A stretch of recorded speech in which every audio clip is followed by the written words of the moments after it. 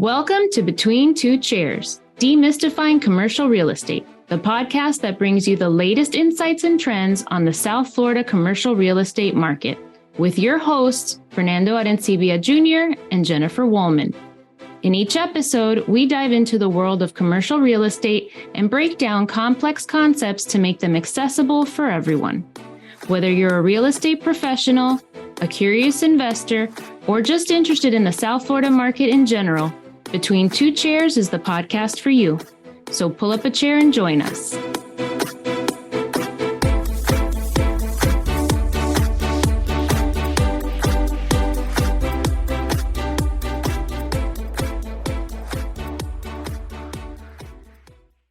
Welcome, everybody, to another episode of Between Two Chairs. My name is Fernando Arencibia Jr., and with me is the cool, calm, and collected Jennifer Woolman. Jennifer, say hi. Hi. How you doing this morning? I'm doing great. I'm calm, cool, and collected as long as I'm not dealing with tech, and then I turn into a raving lunatic. So. Well, we got some cafecito, so we're good. I'm really good today. Always the coffee. Mm-hmm. So today we're going to do one of our Anatomy of a Deal series, and we had an interesting one at the end of last year. Yeah. It was a shopping center in Palm Beach County, and a partner and I actually made an offer on it. We didn't get it, unfortunately, but there were a lot of interesting, unfortunately we didn't get it, but we couldn't make the numbers work with what the sellers wanted. So we thought we would go through that and kind of go through the asset class and lessons learned, etc. So to start out, it was a small shopping center. Right. You want to tell us a little bit about it and then what investors like about that asset class? About a 6,000 to 7,000 square foot shopping center. It had 6 bays, almost fully rented except for one unit, represented about, would say 20% of the asset, just because of the size of the unit. But it's the one that had the most potential because you could do, restaurant infrastructure and it was a second generation restaurant at some point. We'll talk a little bit more about that. And on a 20,000 square foot lot, and basically in an area that you and I are very bullish on, right, just because of its growth potential. Its proximity to Palm Beach, its proximity to the water. It's really interesting because it wasn't until I saw all the aerial pictures that I realized, oh, wow, this is, because it looks like a zoning map that I recognize. Right. Because you have great centers, modes of transportation that continually go through it. You have centers of employment that are close by, and you have a lot of residential units available. It just has great potential. There's something recognizable about that place. And so, I really liked it from the moment I saw it, and the area and everything else, that comes along with it. It was interesting dynamic, and this is something that happens, and this is why I like the Anatomy of a Deal, because we kind of break this thing down. But this was a property that was previously listed, and it was previously listed at a huge high price that was, that had no merit in the marketplace. Right, not even for a redevelopment play. For sure.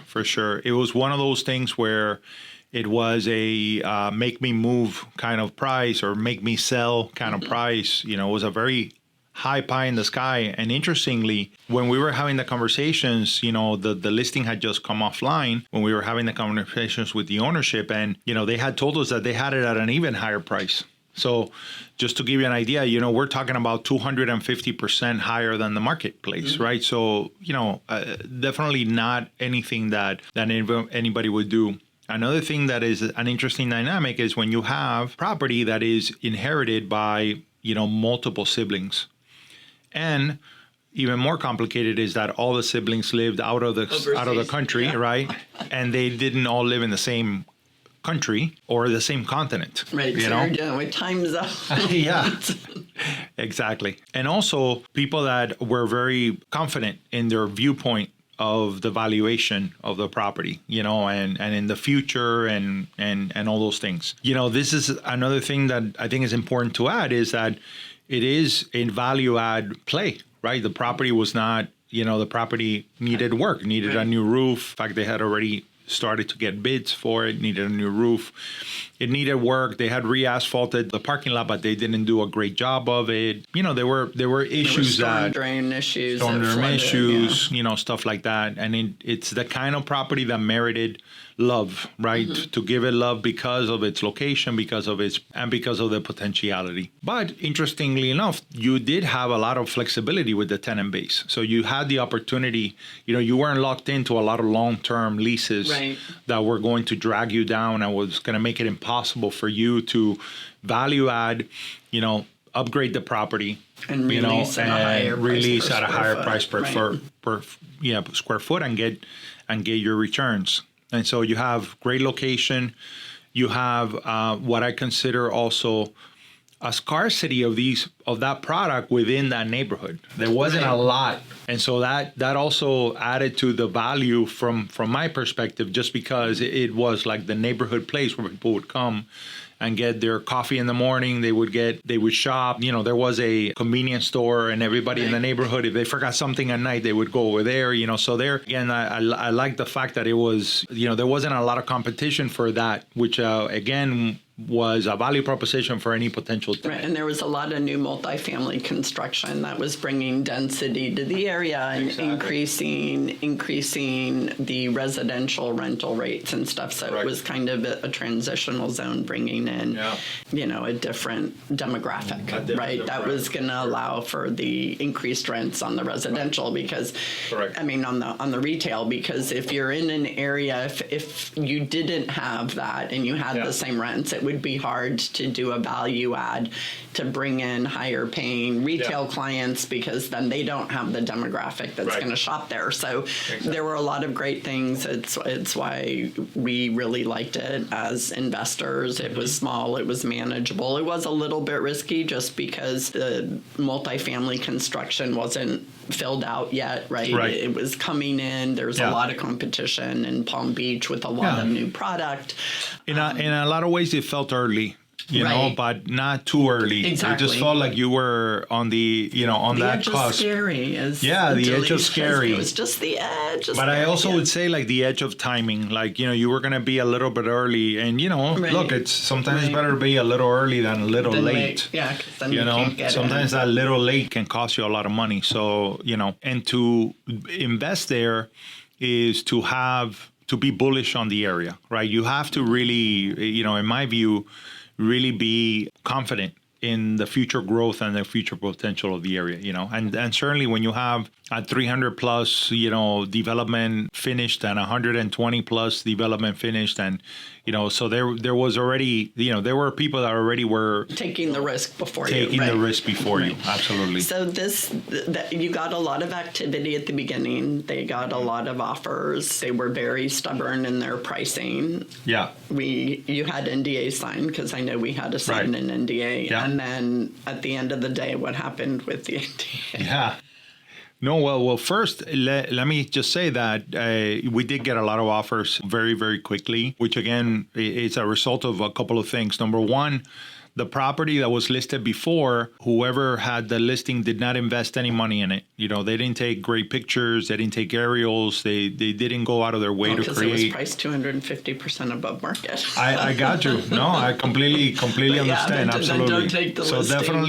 Absolutely. So definitely the price, we were still pushing the price, but we were pushing it within a range that was manageable. When you list a property and you're a month in, and you get 5 offers and all of them are competitive, that tells you that you may be a little bit above market, but you are within a range where the market will still give it its due attention. And that's really exactly what happened. But what happened with them is that they did not feel that any of the offers merited a counter. And part of it is there is a psychological aspect of this, which is I had it listed at 250% above market, right? So I had it listed at twice what you convinced me to list the property for. Mm-hmm. So in their mind, they're not thinking I have X and they're offering X minus, They're 20%. already reduced the price by 200. They're like, X was 100% less. Yeah. Now you're asking me to go 120% less. And so it takes time, and that's a difficult and a conversation to have with agents. But you do have to have that conversation because you have to let them know about the psychology of the seller and where they're coming from. And, and the fact that when you get so many offers at the beginning, you also become bullish as a seller that, we're going to continue to get offers, right? But the reality is that there is a magical timing that happens when you first list a property and it hits the market. You instantly know within a 2 week to 30-day period, you really know how the market, and if you're in the ballpark, and if everybody's coming to play the right way. And so that's not to say that there are not other properties that kind of ramp up to that. There are times in which the market rises up to meet you where you are. This is why we say pricing is science and art when you're deciding about the listing price of a property. Well, and this is in a market in South Florida where retail is extremely, extremely strong. Correct. Very low vacancy rates. That's Palm right. Beach County is exploding, and the price per square foot for retail has gone up significantly. So Right. people are looking to move or alternatives. So this property kind of fit that niche. It wasn't a huge grocery anchored shopping center, so it was in a ballpark for that mid-tier investor. And to your point, it was value add, which a lot of the market wants. So. Yeah, and then I think what you were alluding to with the NDA is, everybody had to sign an NDA before they saw financials and the breakdowns. We did not release, copies of leases or anything like that, but we did create basically a spreadsheet, a breakdown of all of the most important items that owners want to know. How long has the tenant been there? What is the lease structure like? Do they have an option to renew? If so, what are the conditions under that renewal? Are they paying CAM? Are they not paying CAM? It was a variety of things here because, again, as I mentioned, they're absentee owners, right? And so they had somebody who was helping them manage the property, and I would say that very loosely, and then they had, of course, somebody who was taking care of, collecting rents and all that other stuff, which never had an issue doing because the rents were so below market value, right? Where that's where the value add play comes along. But, as I mentioned, sellers were hesitant to counter any of the offers, and we kept pushing and moving along, and we continually through the life of the listing continued to get a lot of attention. But none were at ask and none got countered.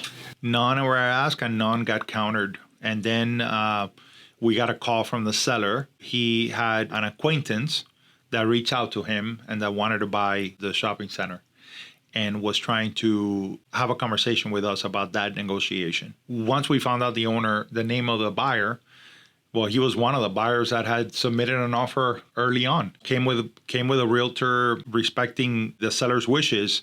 The seller just wanted to finalize the negotiation directly with them, but they honored everything that they had promised in writing in the listing agreement, and they honored the buyer honored the other side of the transaction as well, the agent. Which I think because there was an NDA and a non-circumvent, I think it would have been, so to me that would have been difficult. Super interesting because That's right. So he makes an offer. He can't get the seller to counter. So he thinks probably the agents aren't doing their jobs, right? So then he finds out a way to contact the seller directly, not through us. Right. And even though you had been pushing, right? Yeah. You had been pushing with Well, the sellers the to agent on the counter other something. side, the agent on the other side as well. And all I could tell her is, I'm trying, and I would encourage her, bring up your offer. Let me go to bat, but bring me something better because, he's not going to get to that number. And I need to show him that you're moving a little bit. But that didn't happen. And then all of a sudden, and I think what happened is that the buyer knew the parent of the inheritors of the property. And I think that's how they figured out a way to connect. But very interestingly, they ended up in a place where I thought we were going to end up all along. Yeah. And the reality is that he would have had more competition at that price as well, right? But he felt very confident in the buyer's ability to move forward, to understand what the property was and what it wasn't, that the buyer was not going to give them any problems during the period of due diligence or the period of financing. I mean, it was a cash transaction, so there was no financing, but, the buyer could have gone out and get financing. They were, certainly well prepared for that as well if they wanted to do that. And this becomes an interesting dynamic also because I think the sellers were the kind of people that were very confident in their perspective of the marketplace and their ability to negotiate and all that other stuff. And I think that they just kind of wanted to take the reins of that, which was an interesting dynamic. I've never had that dynamic happen. I've had sellers that have come to sort of the remnants of a deal with someone and then call me and say, I want you to talk to this person. I would agree to sell at this price to them. They know it, but I want you to finalize the negotiations. And I want this, and that. And then we would go back and forth and finalize it. So, but never a situation like this where the seller just decides, I want to take, just kind of the reins here and all that other stuff. So I want to go back to the NDA though, because I remember when you telling me that just, it ticks me off. And that's something that in this industry, unfortunately, an NDA or a non-compete or non-circumvent often doesn't mean much, but you can protect yourself as much as you can by making sure that you have not only the buyer's agent or the seller's agent sign, but also the buyer and or the seller sign, because I think that's what protected you in this case as listing agent, right? Because I'm sure they went through and it was like, well, wait a minute, you signed this and it's got to stand for something, right? Yeah. But we had another case with another listing that we have where the buyer's agent signed the non-compete but refused to put the buyer's name because my guess is they think that then we're going to go after the buyer, which probably also happens all the time in this thing where people just take the buyer's name and add them to their database. So that buyer's agent called us and said, hey, I think our clients are trying to circumvent. And we go, well, we have no idea because you signed the NDA, which I also didn't think worked, because if you sign the NDA, it says on the NDA that you won't share it with anybody else. So how are you sharing the information with the buyer if the buyer isn't the one who sold it? So I will say that I've seen people, what I've seen people do with that is they will sign the NDA and then they will do an underwriting report, and then they will share the underwriting report, but they wouldn't share directly the financials. Yeah, no, this one, I'm pretty sure they shared everything, and they felt like then the buyer was circumventing them. And I'm like, well, we have no idea. We can't tell you. We are getting offers, on the property. But if you don't share the name, we can't tell you.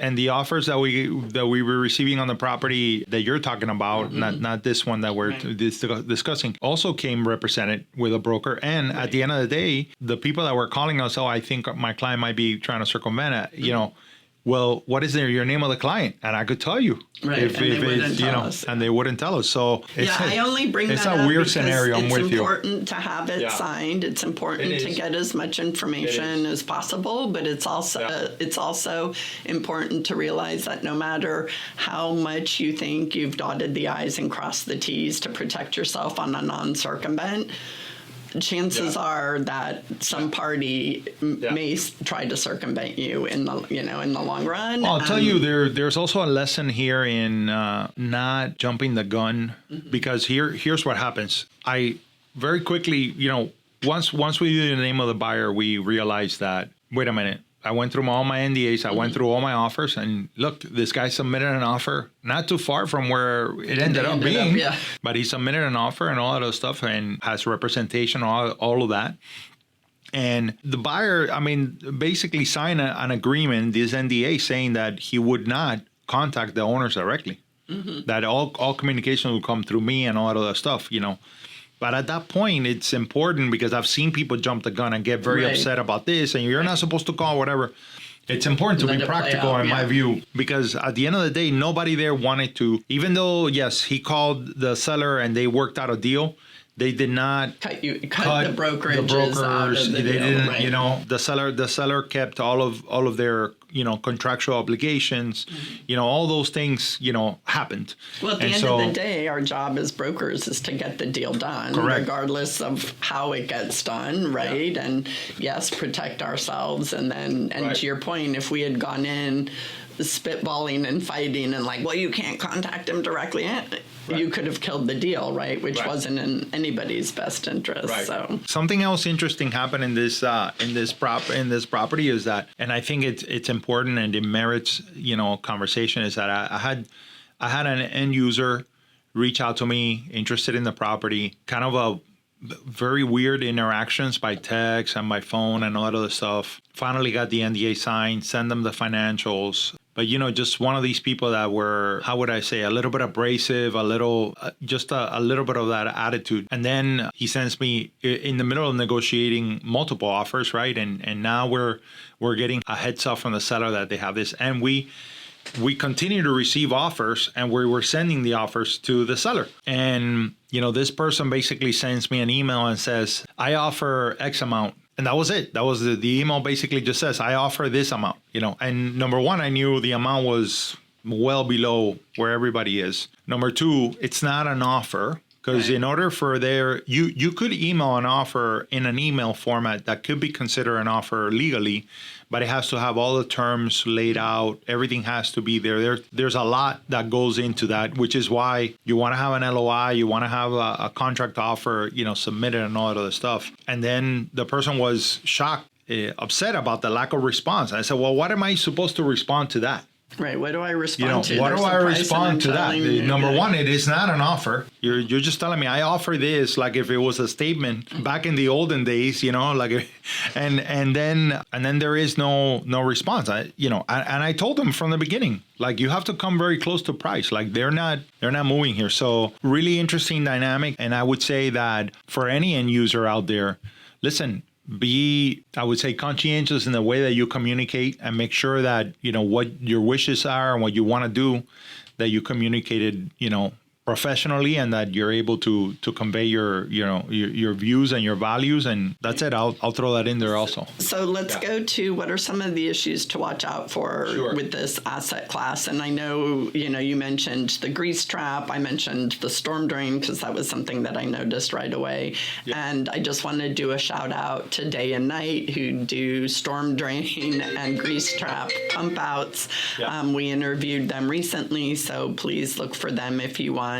specific assistance and info on what to look for in some of these property types, whether it's retail or multifamily or whatever that might have grease traps and storm drains. So those were two issues. Did anything come up with those during inspection? No, I mean, it's upgrades that you want to make, and some of those are upgrades. You want to decide if you want to upgrade the electrical, if you want to, if you're going to do the infrastructure of the restaurant in the unit that was empty, then do you upgrade the plumbing all around? I think as a buyer of that asset, you want to set it up for the next 15 years. And so you don't want to do Band-Aid type of work. Mm-hmm. You want to do real work because, it's going to be a very well-performing asset, in my view, for many, many years to come, because it's just positioned in the right place and at the right time to make that investment, in my view. And most retail tenants rent for longer periods of time as well, so you don't want to have issues in the middle that would make them want to get out. For sure. So the other thing is estoppels, right? Because you have multiple tenants, so you need estoppel letters to make sure that what is written in the leases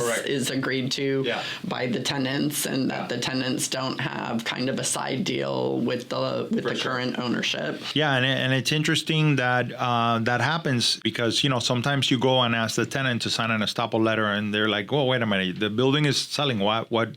You already have my lease. Why do you need this? And what I tell the tenant is that this is a protection for you as well, because you're certifying this is what I have as a security deposit. Because sometimes I've seen it where the seller doesn't have the right information but the tenant does. And so what I tell the tenant is that this is another layer of protection for both parties, including you, right? And both parties, I mean the tenant and the new landlord, right? Because exactly, and you're conveying exactly this is what we want. And sometimes if you have a tenant that doesn't want to sign it, then it becomes a business decision by the buyer, whether he wants to accept it just based on the lease terms that are there and all of those things. And so that becomes an important part of the negotiation. Sometimes it becomes a little bit of a hiccup on timing. We've had that experience before where, we've had to go back to the tenant multiple times and do stuff. Stand in the office. Stand in the office and be like, come on, man. You got to sign it, So another issue didn't happen on this deal, but Yeah. we've seen it happen with retail before, is to make sure that the tenant's current use complies with zoning. Correct. Right. Yeah. So sometimes there's a zoning change that's done, and tenants are either grandfathered in or not, or Absolutely. when they come in, the ownership isn't quite aware, because Right. especially if they're overseas, right? Again, it didn't happen Yeah. with this one, but if you have absentee owners and there's a zoning change, they might not be aware, and then Yeah. all of a sudden, as a new owner, you buy this asset, and Yeah. they're like, none of your tenants comply. Yeah, man. And all I mean, of a it sudden surprises they're leaving me. and they don't get renewed. It continually surprises me how office and retail landlords, they don't collect and keep copies of the most current certificate of use of their tenants. And it can be detrimental to the zoning. It's a problem. It's a problem for the owner of the property. And it also surprises me how many buyers don't ask for that information. Like, can we get a copy of the certificate of use of all the tenants to make sure they're up to date, that they are in compliance, all those kind of things. That definitely is an important component, because you and I have seen, people buy properties where they think it looks like a duck, it walks like a duck, it must be a duck, and then the zoning says, no, it's a cow. Yeah, exactly. It's not supposed to be a duck at all. That was before. It might look like it, but no. It was built as a duck, Yeah, but we correct. changed it into a cow with AI. Absolutely. So yeah, that becomes an important component of the conversation for sure. All righty. Well, thank you, and congrats on closing the deal. Yeah. I'm sorry it wasn't with me. I know that's going to be one that hurts me for forever. But Yeah. But I love that. I think, and I'll say this about that as well, is that, look, we have a duty to our clients. And even when it is, a group that I know, then I know nobody better than Jennifer in business. She is aware that we have an ethical and a professional responsibility, and we're going to present the property in its best light, like we do for everybody else. But ultimately, the seller is going to make the decision. And when you're competitive, I share with her and her group, the same information that I share with everybody else, to tell them, look, the clients are not going to counter. They're looking for a number closer to this. They don't want to do, for example, seller financing. There were some offers that were that. They don't want to hold any note on the property. They want to sell it outright. And, they would prefer a cash transaction, but if they're going to finance, they want to have security that it's going to close. So, those kind of things. But it's great to work with individuals that understand, we have certain priorities that we have to abide by. And ultimately, it didn't work out for the group. But we couldn't definitely do cash for one. Correct. And for two, we were stretching the numbers so far above what the market allowed that the financing would have been difficult. The It financing, really would've, we went through underwriting, we went through everything, and then we just decided. And the financing would have been difficult because the property needed work, and when you go to a bank, the bank doesn't say, okay, you got a quote of a roof for $70,000, right? So put $70,000. No, the bank is going to tell you got to put 150% of that money in there. So now you got to put 105,000 instead of 70,000, and you got to leave it in escrow, and then they're going to release it as the work begins to get done, and so it becomes an entire different approach, and again, that's more money that now you got to bring to or the we table. were going to have to just do a much bigger capital raise than Correct. we had originally expected, Right. and the partners just didn't feel comfortable doing that in this market. Yeah. So we walked away, but I know it's one that's gonna, you always have those deals that you're like, woulda, shoulda, coulda. Yeah, my friend. No, I'm with you. But It's it was a lot of fun. I'm glad we at least got to participate in it from a brokerage side. You did a great job, and to the point, you didn't share with us any information that wasn't shared to everybody as a buyer, and Absolutely. and we didn't circumvent you. No, thank you. Thank you. All righty. Thank you, everybody, for joining us on another Anatomy of a Deal series. We hope you got a lot out of this. And remember, estoppel letters. Yeah. And certificate of use and Certificate of NDAs. use. Yeah, absolutely. All right, guys. All the best. Bye-bye. Bye-bye.